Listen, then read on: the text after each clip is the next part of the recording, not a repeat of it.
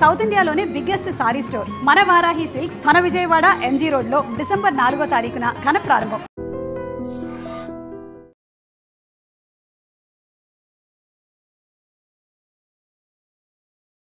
Welcome to ఐడ్రీతో ఇటుకు వచ్చారు, ఎవరిని నమ్మి ఆయన ఇటువైపు వచ్చారు అనే విషయమే ప్రస్తుతం చర్చ జరుగుతుంది. ఈ చర్చపై మావోయిస్ట్ పార్టీ ఒక లెటర్ కూడా ఇచ్చింది.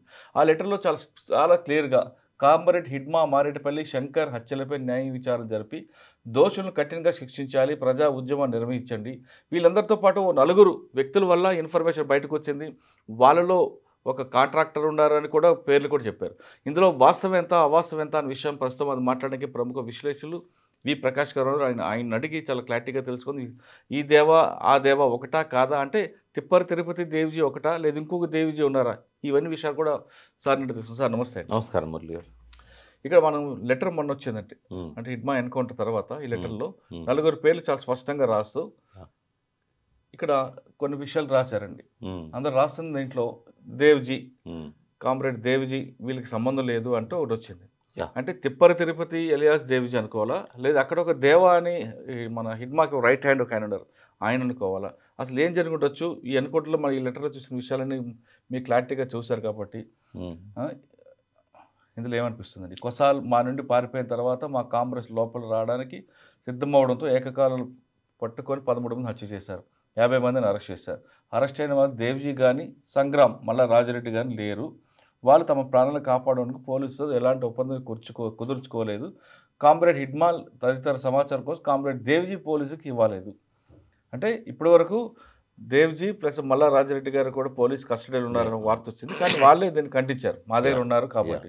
ఇక్కడ ఈ ఇష్యూని కామ్రేడ్ దేవ్జీ ఇవ్వలేదని వచ్చింది. కామ్రేడ్ దేవ్జీ అంటే ఇద్దరు కనిపిస్తారు, తిప్పర తిరుపతి ఎలియాస్ దేవ్జీ అనుకోవాలా లేదా అక్కడ ఉన్న దేవా అనుకోవాలా? ఎట్టి పరిస్థితుల్లో మనీష్ అని సోనీ కానీ వాళ్ళు వేసిన ఆరోపణలో ఉన్న దేవ వేరు, ఈ దేవ్జీ వేరు.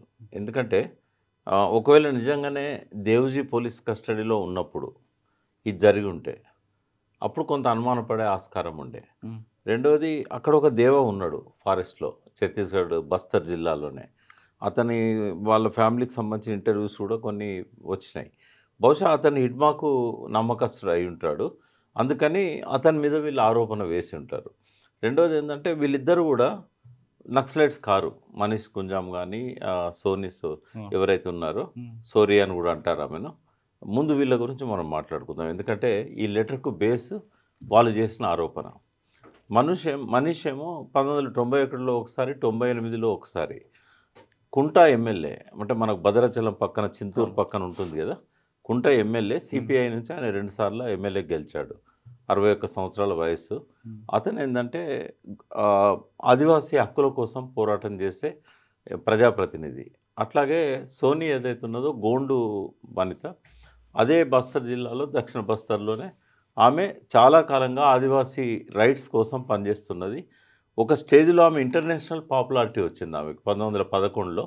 ఆమెకు దారుణంగా చిత్రహింసలకు గురి చేశారు పోలీసులు.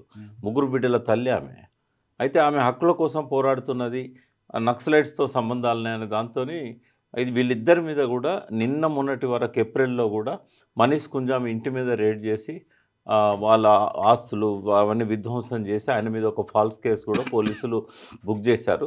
దానికి స్టేట్మెంటు ఈ సోనీతో తీసుకున్నారు. ఎస్ఆర్ అనే ఆదివాసీ ఏరియాలో పనిచేసే ఒక ఖనిజాలను బయటికి తీసే సంస్థ, ఫేమస్ అది ఎస్ఆర్ అనేది. దాని నుంచి 7 కోట్ల రూపాయలు ఈ మనీష్ గుంజాం తీసుకున్నట్టుగా ఈమె కన్ఫెషన్ స్టేట్మెంట్ రికార్డ్ చేశారు. పోలీస్ కస్టడీ నుంచి బయటకు వచ్చిన తర్వాత దాన్ని డినై చేసింది ఆమె. అయితే వాళ్ళిద్దరి చరిత్ర ఏంటంటే చాలా క్లీన్ చరిత్ర.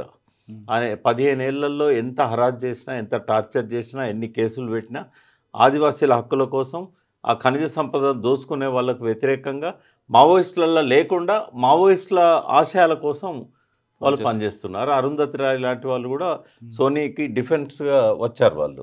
కాబట్టి వాళ్ళ మాటలకు వాల్యూ ఎక్కువ ఉంటుంది. అయితే పేరు ఒకటే చెప్పేసరికి దేవ్జీ అనుకొని బయట సమాజం, మీడియా దేవ్జీనే ఇన్ఫార్మర్ అని వాళ్ళు అన్నట్టుగా చిత్రించారు. బట్ ఎక్కడ కూడా వాళ్ళు దేవ్జీ గురించి రాసేటప్పుడు వాళ్ళు చేసిన ఆరోపణలో మావోయిస్టు డిఫెక్టర్ అన్నారు. దేవ్జీని మావోయిస్టు డిఫెక్టర్ అని అంటే అతనే అని ఎట్లా అనుకుంటాం. కాబట్టి మావోయిస్ట్ డిఫెక్టర్ కాదు, ఆయన మావోయిస్ట్ లీడర్, ఎట్ ప్రజెంట్ కూడా మావోయిస్ట్ లీడర్. ఈ లేఖలోనే ఇంకోటి స్పష్టమైంది ఏంటంటే ఆయనే వాళ్ళతోనే ఉన్నాడు, పోలీసులకు దొరకలేదు మల్లారాజిరెడ్డి కానీ దేవుజీ కానీ. కాబట్టి ఆ దేవ వేరు, వాళ్ళు చెప్పిన దేవ, ఈ దేవుజీ వేరు.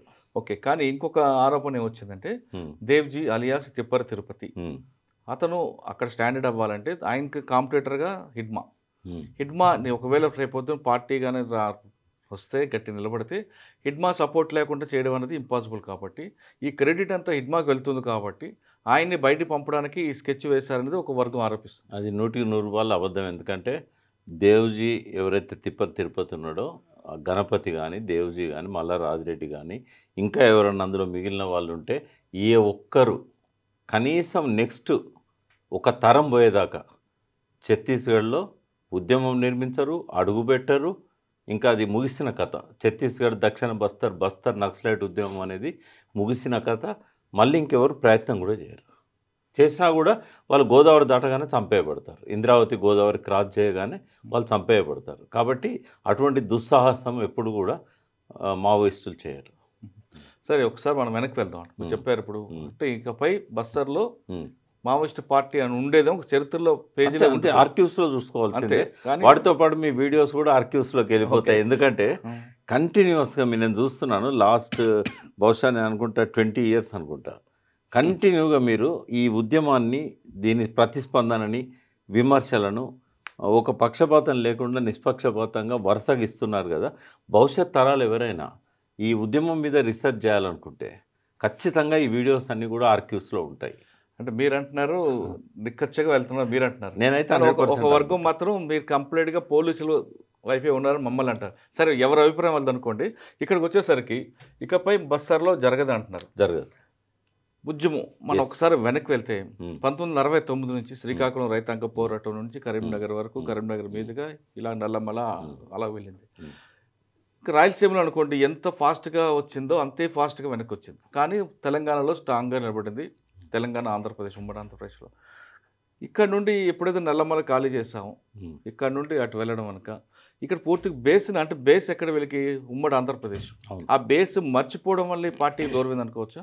అంటే ఇప్పుడు ట్రైబల్స్లలో పోడు కల్టివేషన్ అని ఉంటుంది.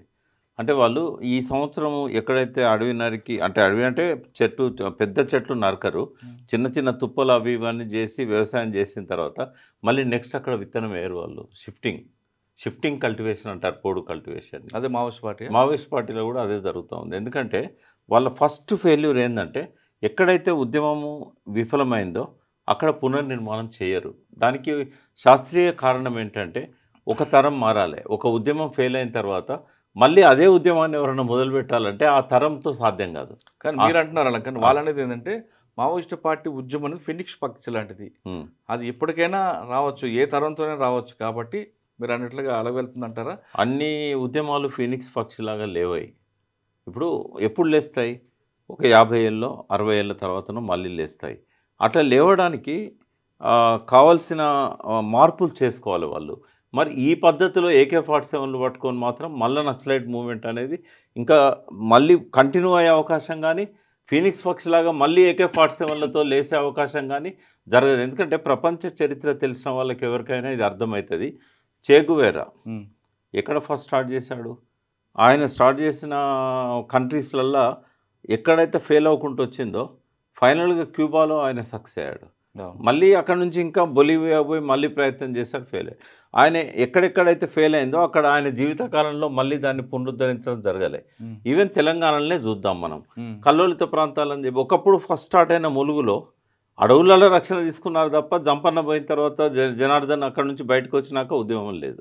నెక్స్ట్ సిరిసిల్ల, జగిత్యాల కల్లోలిత ప్రాంతాలని చెప్పి 78లో చెన్నారెడ్డి గారు ప్రకటించారు కల్లోలిత. ఆ తర్వాత మళ్ళీ అక్కడ ఉద్యమం లేదు. సిరిసిల్ల రాజన్న జస్ట్ అక్కడ ఎమ్మెల్యేగా నిలబెట్టుకోవడానికి, గెలిపించుకోవడానికి పనిచేశాడే తప్ప పోరాటాలు లేవు. జగిత్యాల పోరాటాలు లేవు. ఆదిలాబాద్, ఒకప్పుడు ఆదిలాబాద్ అనేది ప్రధాన కేంద్రంగా ఉండేది. జగిత్యాల జయతయాత్ర అని పెద్ద, ఇవన్నీ ముగిసిన కథలు అంటున్నా. మళ్ళీ అక్కడ లేదు. షిఫ్టింగ్ కల్టివేషన్ లాగానే అక్కడ నుంచి నల్లమలకు పోయారు. నల్లమల్ల మళ్ళీ ఇప్పుడు లేదు. అంటే ఒక దగ్గర డిస్ట్రాయ్ అయిన తర్వాత, అణచివేయబడ్డ తర్వాత, లేదా వీళ్ళు ఖాళీ చేసి దూర ప్రాంతాలకు వెళ్ళిపోయిన తర్వాత పునర్నిర్మాణం అనేది సాధ్యం కాదు. ఎందుకంటే ఒక తరం మారాలి. ఆ తరం మైండ్లో ఏముంటుందంటే ఇది ఒక ఫెయిల్యూర్ హిస్టరీ లాగా ఉంటుంది. నేను మళ్ళీ చెప్తున్నాను, ఇంకో 30 ఏళ్ళ దాకా తెలంగాణలో కానీ, ఛత్తీస్గఢ్లో కానీ, పర్టికులర్ బస్తర్, దక్షిణ బస్తర్లో కానీ, గడ్చిరోల్లో కానీ నక్సలైట్ రిక్రూట్మెంట్ అనేది జీరో జరగదు. సార్ ఇన్ని జరిగాయి. మీరు చెప్తున్న 1969 నుంచి మనం ఒకసారి వెనక్కి వెళ్తే కోరుట్ల, జగిత్యాల ఇవన్నీ వెళ్తున్నాం. ఒక్కొక్క ఉద్యమం ఒక్కొక్క ఫెయిల్యూర్ నుంచి పాఠాలు నేర్చుకోవాలి కదండి. ఎందుకు నేర్చుకోవట్లేదు వీళ్ళు? అది failure of peoples and Maoist. వాళ్ళు ఇప్పుడు ఇటువంటి జరగకూడదనే మహాభారతంలో అభిమన్యుని కథను సృష్టించారు. సగం వరకే విని, సగం వరకే పోరాడి, సగంలోనే చనిపోయాడు. అవును. విప్లవోద్యమంలో కూడా ఇప్పుడు సపోజ్ మీరు ఒక బస్సు ఎక్కుతున్నారు, మీరు శ్రీకాకుళం పోవాలనుకోని ఒక లక్ష్యం ఉంటే మీరు విజయవాడ పోయినా కూడా శ్రీకాకుళం దిక్కుపోయే బస్సు ఎక్కుతారు తప్ప కడప దిక్కుపోయే బస్సు ఎక్కరు. వీళ్ళకి ఏమైందంటే బస్సు ఎక్కారు కానీ ఎక్కడ దిగాలి ఎక్కడ లేదంట. లక్ష్యం ఉంది, రోడ్ మ్యాప్ లేదు. లక్ష్యం ఉంది, ఇప్పుడు శ్రీకాకుళం పోవాలని లక్ష్యం ఉంది, కానీ జైరాబాద్ దిక్కుపోతే వస్తుందా? రోడ్ మ్యాప్ లేదు. నేను బల్లగుద్ది చెప్పగలుగుతా, 3 గంటలైనా మీతో నేను సిద్ధాంతపరంగా చర్చ చేస్తా. వీళ్ళు ఎక్కడెక్కడ తప్పులు చేశారు రాస్తే 18 మహాభారత పర్వాలంతా అయితే మన నక్సలైట్ల చరిత్ర. నిజంగా కూర్చొని రాయాలనుకుంటే సీతారామయ్య గారు చేసిన తప్పులేంది, సత్యమూర్తి గారి ఏమంటారు రొమాంటిసిజంతో కూడిన రెవల్యూషనిజం అనేది సత్యమూర్తి గారు ఎట్లా ప్రమోట్ చేశారు, గద్దర్ పాటలతోని మేల్కొన్న ప్రజలంతా కూడా ఏ దారి పట్టారు, లాస్ట్కి ఏమయ్యారు, ఇవన్నీ కూడా చర్చనీయాంశాలు. ఎందుకంటే అల్టిమేట్గా నాకు తెలిసింది ఏంటంటే, సరే పోలీసులు అణచివేయచ్చు, ప్రజలలో నుంచి వీళ్ళు దూరం కావచ్చు, బట్ అల్టిమేట్గా ఏమైందంటే క్యాప్షన్ వస్తుంది, అరుణ బాటలో ఆగమైన భారతం. వాళ్ళు ఆగమైన్లు, జనాన్ని ఆగం చేసిండ్లు, అల్టిమేట్గా రిజల్ట్ ఏంది ఇవాళ? నథింగ్. ఏదో కొన్ని సంస్కరణలు, కొన్ని హక్కుల కోసం పోరాటాలు, కొంత భూస్వాములకు వ్యతిరేకంగా ఖనిజ సంపదను కాపాడుకోవడానికి చేసిన మంచి పనులు, గుండాయుధాన్ని అరికట్టడం లాంటి మంచి పనులు డెఫినెట్గా చరిత్రలో వాళ్ళు చేసినవి రికార్డ్ అవుతాయి, రక్తాక్షరాలతో రికార్డ్ అవుతాయి, అది ఎక్కడ పోదు. కానీ రాజ్యాధికారం, అల్టిమేట్గా రాజ్యాధికారం దిశలో ఆ రోడ్ మ్యాప్ రూపొందించుకోవడంలో ఎత్తుగడలలో ఫెయిల్ అయ్యారు. ఒకప్పుడు ఎంతోమంది చదువుకున్న మేధావులు వెళ్ళిన పార్టీ, ఏదో లక్ష్యంతో వెళ్ళి ఆ త్యాగాలతో ఉన్న పార్టీ క్లైమాక్స్ వచ్చేసరికి ఇంత దారుణంగా ఉంటుందని ఎవరు ఊహించలేకపోతున్నాం. నేను ఊహించాను కదా, దేవులపల్లి వెంకటేశ్వరరావు గారు రాసిన పుస్తకం చదివిన తర్వాత ఆ రోజుల్లోనే మాకు అనిపించింది ఇది దుస్సాహసం, ఈ దారిన పోతే వీళ్ళకు రాదు. ఆయన అతివాదం అని పెట్టాడు వీళ్ళ పేర్లు, సిపిఐ సిపిఎంకు మితవాదం అని పెట్టారు. కాబట్టి ఆ రోజే మాలాంటి యువకులమంతా 18, 21 ఏజ్లో ఉన్న వాళ్ళము ఎవరెవరమైతే వీళ్ళ బాటలో పోదామా వద్దా మాకు ఎట్లుండేదంటే దినమంతా ఈ పాటలతో ఇన్స్పైర్ అయ్యేటోళ్ళం, ఈ మీటింగ్లో పోయేది, వరవరరావు గారు ఉపన్యాసాలతో ఇన్స్పైర్ అయ్యేది, మళ్ళీ ఇంటికి వచ్చి ఈ డాక్యుమెంట్లు తీసేది. అరే ఈయన ఇట్లా చెప్తున్నాడు, వాళ్ళు అట్లా చెప్తున్నారు. 1 సంవత్సరంన్నర సంఘర్షించిన తర్వాత సత్యమూర్తి గారితో 7 మీటింగ్లు అయినాయి నాకైతే. నేను ఇదే మాట చెప్పాను, మీరు అల్టిమేట్గా సాధించేది కొన్ని రిఫార్మ్స్, కొన్ని ఫలితాలు తప్ప తుపాకీ గొట్టం ద్వారా రాజ్యాధికారం దిశగా మీరు అనుకున్న లైన్ కరెక్ట్ కాదు, ఇగో ఈ డాక్యుమెంట్లో ఉంది, మాకు అది కన్విన్సింగ్ ఉంది అని చెప్తూ వచ్చేది.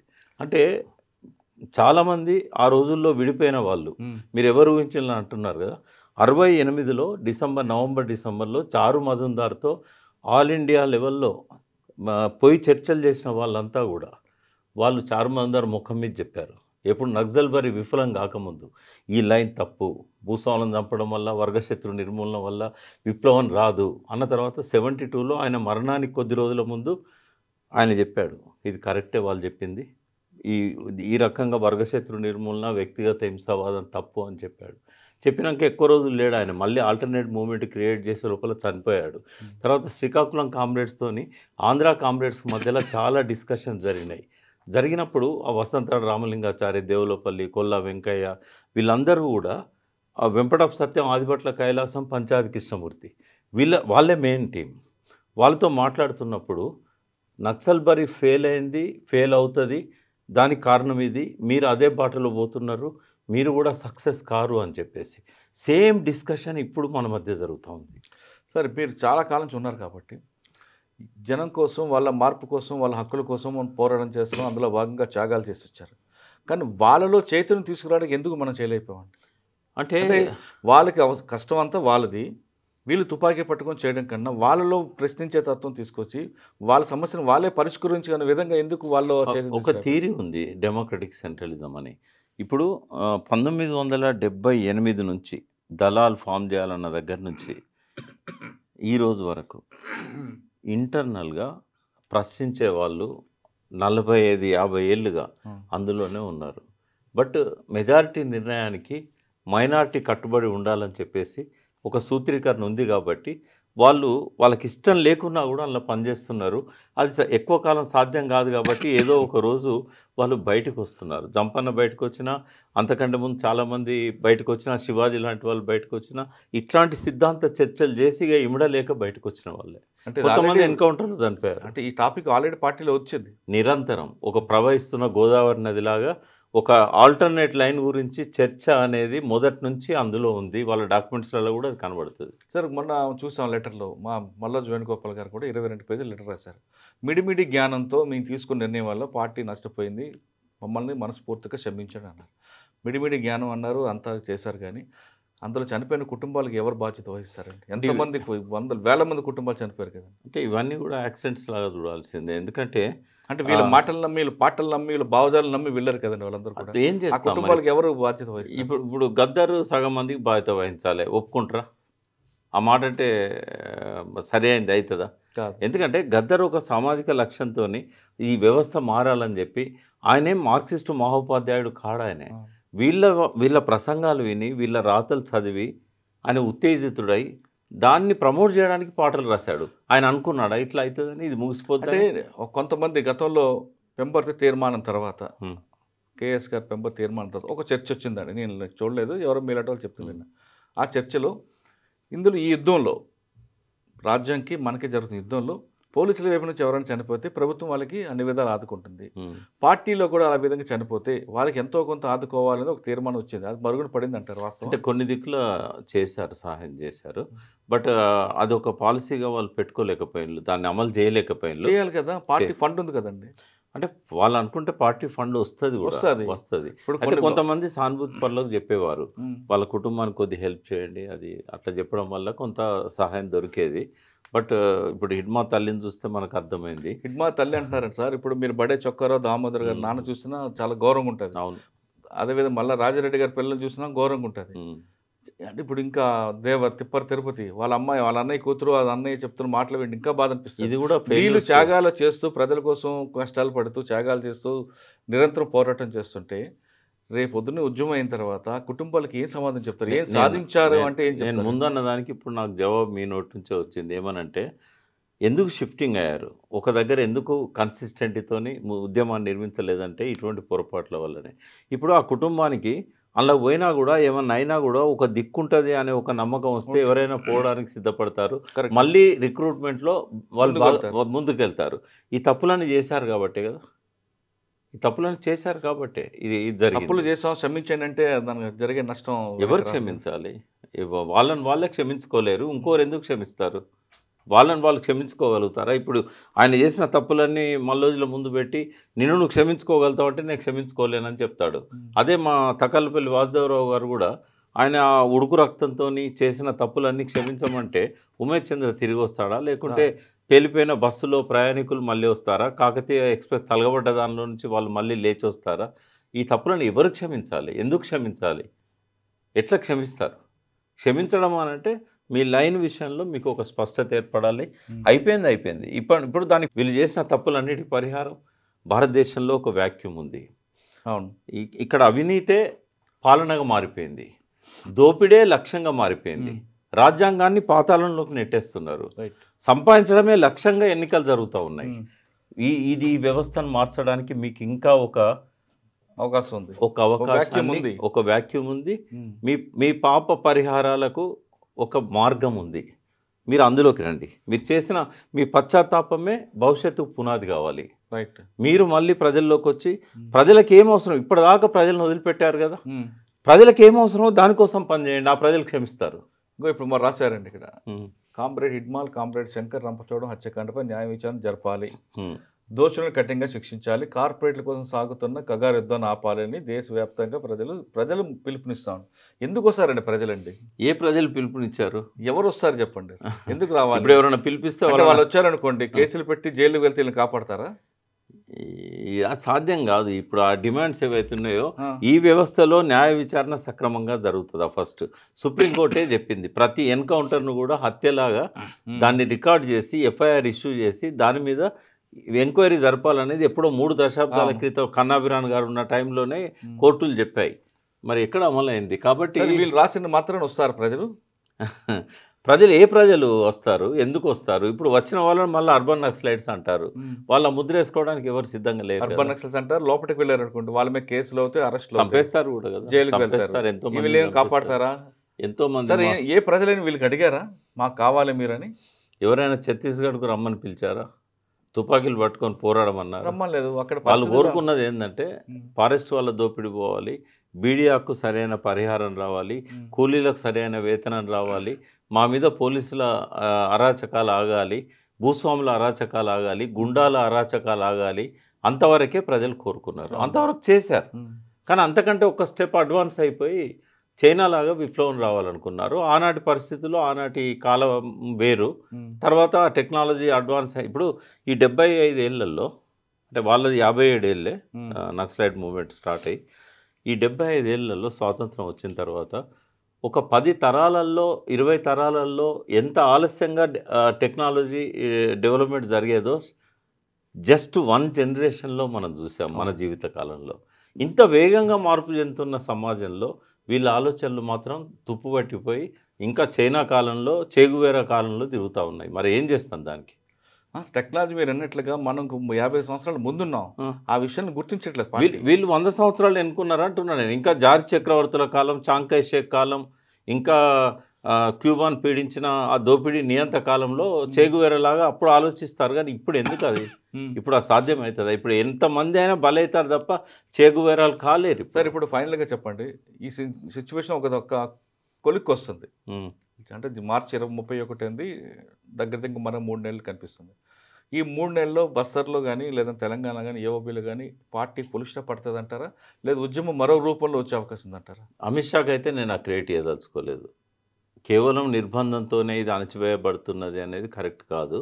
వాళ్ళ లోపల రియలైజేషన్ వచ్చింది. అమిత్ షా డేట్ పెట్టక ముందు నుంచే చర్చలు జరిగినాయి. పోరాట పందా మార్చుకోవాలి, సాయుధ పోరాటం ఇప్పుడు కొనసాగించడం కరెక్ట్ కాదు. వాళ్ళకి ఏమైందంటే ఈవెన్ బసవరాజు గారి దగ్గర నుంచి గణపతి దాకా మనం తప్పుడుతో పోతున్నామేమో, ఎంతకాలం కొనసాగుతుంది ఇది అనే అనుమానాలు వాళ్ళకు రాజశేఖర రెడ్డితో చర్చలు మొదలైనప్పటి నుంచి కూడా ఉన్నాయి. కానీ వేఅవుట్ ఎట్లా అనేది అర్థం కాలేదు వాళ్ళకు. ఎట్లా బయటికి రావాలి? ఒక గౌరవప్రదమైన కామా కోరుకున్నారు వాళ్ళు, ఫుల్ స్టాప్ కాదు, ఒక గౌరవప్రదమైన కామా కోరుకున్నారు. అది వాళ్ళు ఆలోచించి నిర్ణయం తీసుకోవడంలో విఫలమని కాదు, ఆలస్యం జరిగింది. చాలా ఆలస్యం జరిగింది. ఆలస్యం అనేది వైఫల్యాన్ని దారితీసింది. తిరిగి కోలుకోలేని స్థితికి నెట్టబడ్డది. 100కి 100% వాళ్ళ వైఫల్యమే తప్ప ఇదేదో రాజ్యం యొక్క గొప్పతనం అని నేను అనుకోవట్లేదు. వాళ్ళ వైఫల్యం వల్ల వాళ్ళకు అవకాశం దొరికింది. అమిత్ షా లాంటి వాళ్ళకి డెడ్ లైన్ పెట్టి కొట్టేయడానికి అవకాశం దొరికింది. రెండోది ఏంటంటే వాళ్ళు చాలా శ్రమపడ్డారు. ఎప్పుడైతే వీళ్ళు పోలీసులను నేరుగా 76 మందిని చంపారో ఆ రోజే కేంద్ర ప్రభుత్వం యొక్క ఆలోచన మారిపోయింది. ఇంకా ఏమైనా కానీ ఇప్పుడు వాళ్ళంటే హిడ్మా కానీ గణపతి కానీ రాజ్యాంగం మీద నమ్మకం లేదని డిక్లేర్ చేసి వాళ్ళు తుపాకీ పట్టుకున్నారు. వీళ్ళు రాజ్యాంగాల మీద ప్రమాణం చేసి తుపాకులు పట్టిస్తున్నారు. మరి అటువంటప్పుడు హింసకి హింస అనేది నక్సలైట్ల సిద్ధాంతం తప్ప రాజ్యం సిద్ధాంతం కాకూడదు కదా. కాబట్టి అమిత్ షా ఒకవేళ నేను గెలిచానని విర్రవీగినా కూడా నువ్వు రాజ్యాంగాన్ని తుంగలో తొక్కి గెలిచినావు అంటే అది నీ గెలిపే కాదు, నీది వైఫల్యము. ఒక భారతదేశం ప్రపంచంలోనే అతిపెద్ద ప్రజాస్వామ్యము, ఆ ప్రజాస్వామ్యాన్ని ఖూనీ చేసిన ఒక హోమ్ మినిస్టర్గా చరిత్రలో చిరకాలం నువ్వు మిగులుతావు తప్ప ఇది నీ గెలుపు కాదు అని చెప్పి ఆయన ముఖం మీదనే చెప్పదలుచుకున్నాను. ఓకే సార్, ఇంకోసారి ఫైనల్కి వస్తానండి. ఇప్పుడు అడవుల్లో ఉన్న కొంతమంది ఉండారా, తెలంగాణ వాళ్ళు కానీ ఇంకా వేరే వాళ్ళు, వాళ్ళందరికీ రమ్మంటారా, లేదు ఆల్రెడీ అక్కడ ఉన్నారు కాబట్టి అక్కడే చావో రేవో తేల్చుకొని ఉండమంటారు? ఎట్టి పరిస్థితులు అన్నాను నేను, 100కి 1000% కూడా వాళ్ళు బయటికి రావాలి. వాళ్ళకు అవసరమైన సహాయం అందరం చేయాలి. అంటే వాళ్ళ సేఫ్ సరెండర్ కోసం ఏర్పాట్లు చేయాల్సిన అవసరం ఉన్నది. ఒకవేళ హిడ్మా లాగా సరెండర్ కావద్దనుకొని మేము అందులోనే కొనసాగుతామన్న వాళ్ళు ఏదో ఒక రోజు చనిపోవాల్సి వస్తుంది తప్ప ప్రజలు ఇంకా మిమ్మల్ని కాపాడే పరిస్థితి లేదు. ఒకవేళ అట్లా కాపాడాలని మీరు అనుకుంటే ప్రజలు కూడా బలి కావాల్సి వస్తుంది. ఇప్పటికీ బలి చాలు. ఇంతవరకు ఒకసారి లెక్కలు చెప్తాను నేను. ఇప్పటి వరకు మిలిటరీ దాడులల్లో చనిపోయిన వాళ్ళ సంఖ్య 6,000 మంది నక్సలైట్స్. ఇటు పోలీసుల దాడుల్లో కానీ నక్సలైట్ల దాడుల్లో కానీ చనిపోయిన ప్రజల సంఖ్య 10,000 మంది. అంతిమంగా ఎక్కువ మంది చనిపోయింది ప్రజలు. మిలిటరీ ఎంతమంది చనిపోయారు? 1,500 మంది చనిపోయారు. నక్సలైట్లు 6,000 మంది. ఎప్పటి నుంచి నేను చెప్తున్నది 67 నుంచి నక్సల్బరీ శ్రీకాకుళం కలుపుకొని భారతదేశ వ్యాప్తంగా జరిగిన ఈ మరణాల గురించి చెప్తున్నా. 16,000 మంది ఓవరాల్గా చనిపోయిన వాళ్ళు దాదాపు 17,000 18,000 ఉంటారు. అందులో 6,000 నక్సలైట్లు అయితే 1,500 మంది నుంచి 2,000 మంది పోలీసులు కానీ మిలిటరీ కానీ వీళ్ళందరూ అయితే 10,000 మంది ఇన్ఫార్మర్ల పేరు మీద కానీ లేదా అమాయకపు గిరిజనులను అమాయకపు విద్యార్థులను అంటర్ రోడ్ ఎన్కౌంటర్ రోడ్గా మార్చిన సంఘటనలు కానీ ఇవన్నీ కూడా అల్టిమేట్గా బలైంది ఎవరు? ప్రజలు. 10,000 మంది, ఒక్కరు కాదు ఇద్దరు కాదు. ఈ లైనే కరెక్ట్ కాదు. 10,000 మంది కూడా యువకులే ఎక్కువ ఉంటారు. యువకులే వాళ్ళందరూ ఎప్పుడు నెక్స్ట్ వీసీ శుక్లా లాంటి వాళ్ళు ఎవరో ఒకరిద్దరు ఉంటారు అంతే. ఎక్కువ మంది చనిపోయింది ప్రజలే. అంటే ఇది హింసకు ప్రతిహింస అనే వైపుగా పోయింది. కానీ నూతన ప్రజాస్వామిక విప్లవం కానీ దానికి ఇరుసుగా ఉండే వ్యవసాయ విప్లవం కానీ ఇది జనతా ప్రజాతంత్ర విప్లవం కానీ నువ్వు ఏ భాషలో చెప్పుకున్నా ఇది విప్లవం కాకుండా పోయింది. ఇదొక నెగటివ్ ఎగ్జాంపుల్. మరో 100 సంవత్సరాల దాకా ఎవరైతే మార్క్సిజం లెనిజం మా ఆలోచన విధానం అంటారో నెగటివ్ ఎగ్జాంపుల్స్ నేర్చుకోవడానికి ఇది ఒక గుణపాఠంగా మిగిలిపోయి ఆర్క్యూస్లలో పదిలపరచబడుతుంది. ఇంకా అంతకంటే నేనేం మాట్లాడలేను. ఇప్పటికైనా అజ్ఞాతంలో అందరూ కూడా ముందుకు రండి. ఎక్కడైతే తప్పులు చేసామంటున్నారో ఆ తప్పులు దిద్దుకునే అవకాశం ప్రజలు మీకు మరోసారి ఇస్తారు కాబట్టి ఆ పాపాన్ని కడుక్కోండి అంటూ ప్రకాష్ గారు చెప్తున్నారు. కానీ ఇంకా మేము సిద్ధాంతం నమ్ముతామంటే మీతో పాటు మీకు కాపలా ఉన్న వాళ్ళు కూడా అమరలే అవకాశం ఉంది. కాబట్టి కనీసం ఇప్పుడు నేను వాళ్ళ కోసమైనా సరే మీరందరూ బయటికి రండి, ప్రజాస్వామ్యబద్ధంగా మీరు పోరాటం చేయండి అంటూ ప్రకాష్ గారు సూచిస్తున్నారు.